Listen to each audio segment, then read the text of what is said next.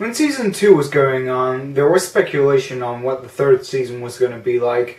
We learned that Hasbro recently acquired the name Beast Hunters, so we all just had to speculate. We only found out 5 episodes into the season, though, why it was named Beast Hunters. Anyway, after the destruction of the Autobot base, the Decepticons are starting to take over Earth. Starting with Darkmount and the destruction of Jasper. The Autobots are scattered and trying to figure out a way to get Team Prime back together, while Smokescreen tries to help Optimus stay alive. In this opening arc, we see Shockwave return to Megatron, and the establishing of a new chain of command in the Decepticons. Oh, and speaking of Shockwave, let me just talk about how awesome he is. I didn't get to talk about him when I went over Season 2, so here's the thing. RC tells the story about how she and Cliffjumper first became partners. In this flashback, we learn that the Autobots were almost discovered by Shockwave, the most intelligent Transformer ever to live. Shockwave was awesome, both mentally and physically superior to the Autobots, always knowing, always prepared, and always one to fear. He was shot in the face by RC, and we were all speculating if he was still alive. We knew he just had to be, and at BotCon, we had our big confirmation. Optimus' second-in-command Ultra Magnus arrives on Earth, and we are introduced to Predaking. He is awesome. He's a Predacon, a member of an extinct species from before the golden age of Cybertron, which were all giant dragons or griffins. They were all cloned by Shockwave from their fossils on Cybertron, but Predaking is the only one to have a big role.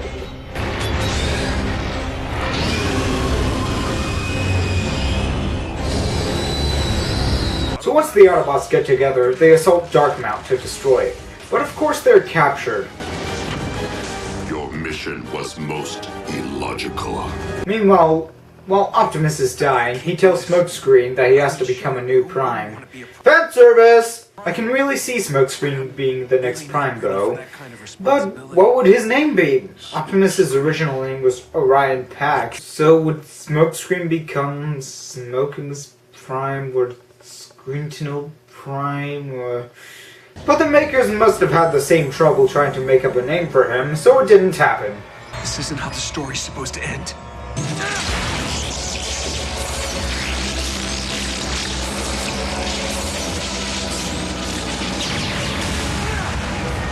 Shortest Optimus Prime death ever. Oh, and as a collector of Transformers Prime figures, I can say this next shot speaks for itself, yeah. I know that color scheme.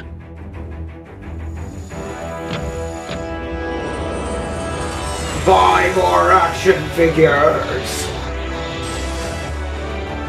That shot right there is the reason why I got this figure. So after Darkmount is destroyed, we see why they did call the third season Beast Hunters. The Decepticons are looking for Predacon bones. Don't ask how giant metal dragons can leave behind bones. So Shockwave can clone a new Predacon army for Megatron. Overall, the season has a lot of new things in it. A new species, new characters, and new looks. Plus it does have an awesome new intro.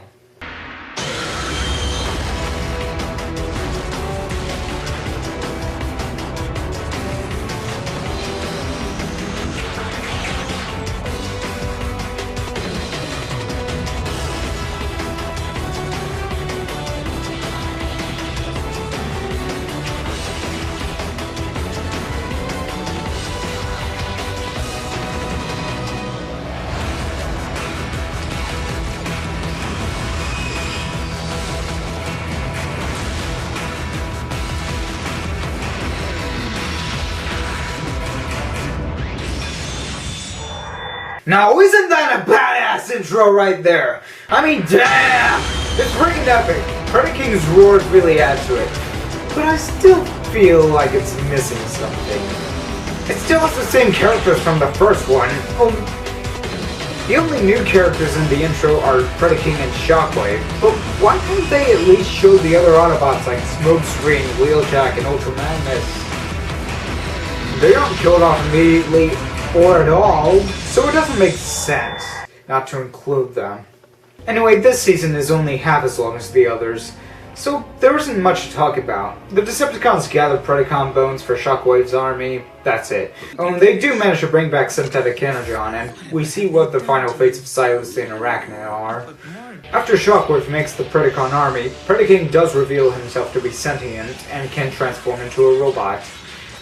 But Megatron is afraid of him for this, so he lets the Autobots blow up the other Predacons. What have you done to my brethren? What have you done? But that leads us to the big arc that is the finale. When the Predacons are blown up, Shockwave discovers that synthetic energon has created Cybertronian materials. Okay, you must be confused. Let me explain. Synthetic energon all started with an episode in Season 1 where Bulkhead got information from a data capsule into his head. He started writing a formula for synthetic energon, but it started erasing his memories. So Miko knocked it out, and Ratchet tried finishing the formula on his own. It didn't turn out well. You know your problem, Optimus? For such a big, strong bot, you're soft. You didn't pound Megatron into scrap when you had the chance! Many chances, in fact!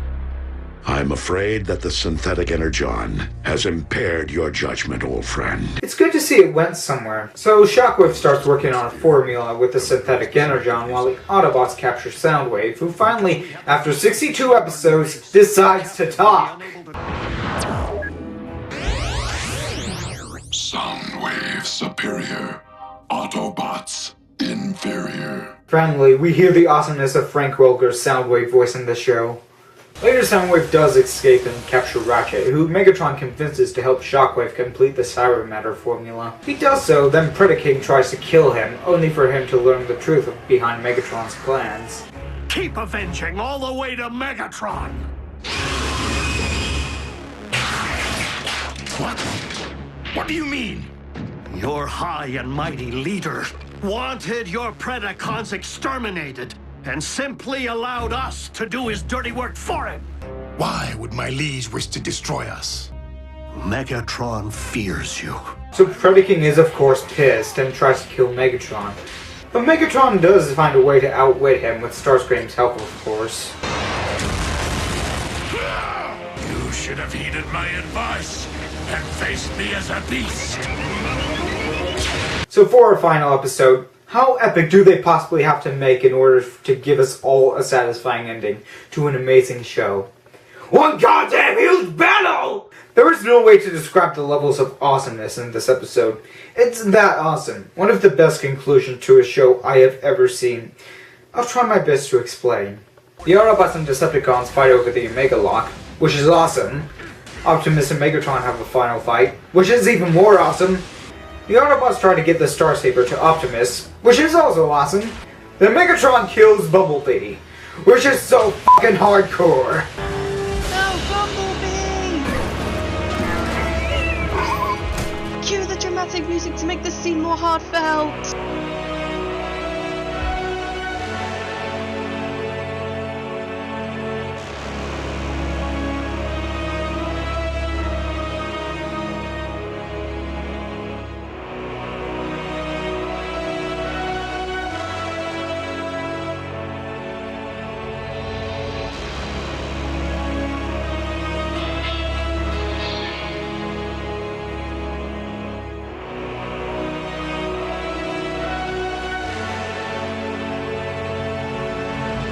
Then Optimus rage attacks Megatron, which is so awesome the fanboy in me exploded with joy. But Megatron gets the upper hand and is about to kill Optimus, which is also awesome. Prepare to join your scout in the All-Spark. Megatron!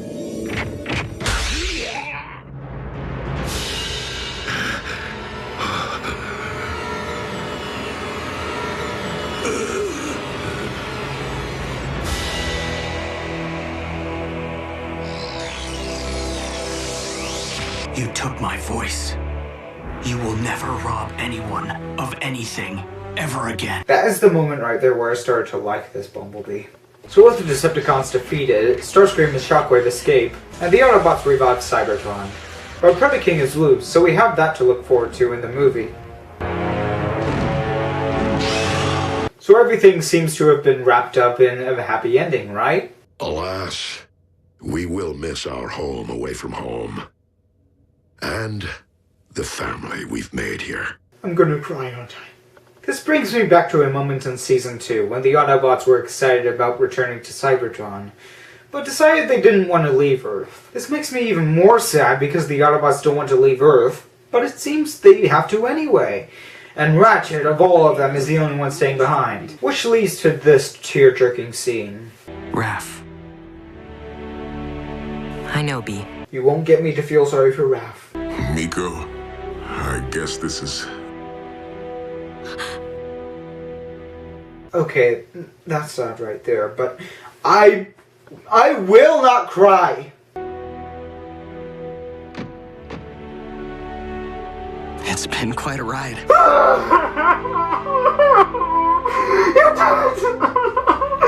You made me friggin' Keep cry! in touch, Jack. Wow. It was so perfect Don't make me let you together. down.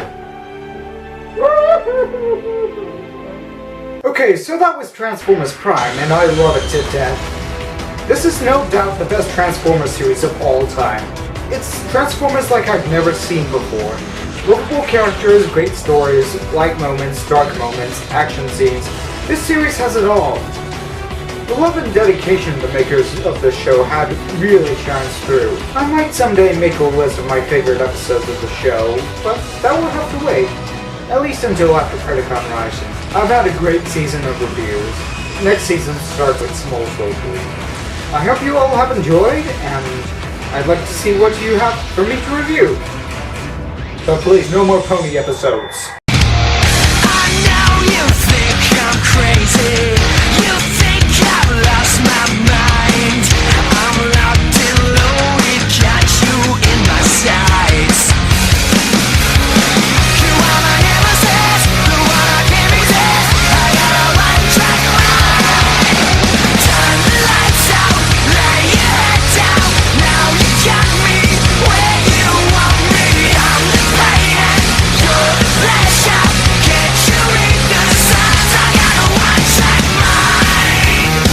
I got a one-track mind. I got a one-track mind. You call me, man? Yes, I did. I need your help. Bolivia is getting more powerful lately. I need him for something. Why am I here, man? You're to go to him, to work for him. And whenever you find something useful, and know about his special power, you will return to me. What power, man? Power glove? No, it's not that, it's something greater. Now go, and do not return until you have something useful for me. Whatever you say, dude. He's an idiot. What are you thinking putting such a mission in his hands? Exactly. It's because he's an idiot. Idiots are easy to control. And he's lost suspected idiot to be a threat to him. Well, do not fail me. I need the reviewer's power for our plan to change the world.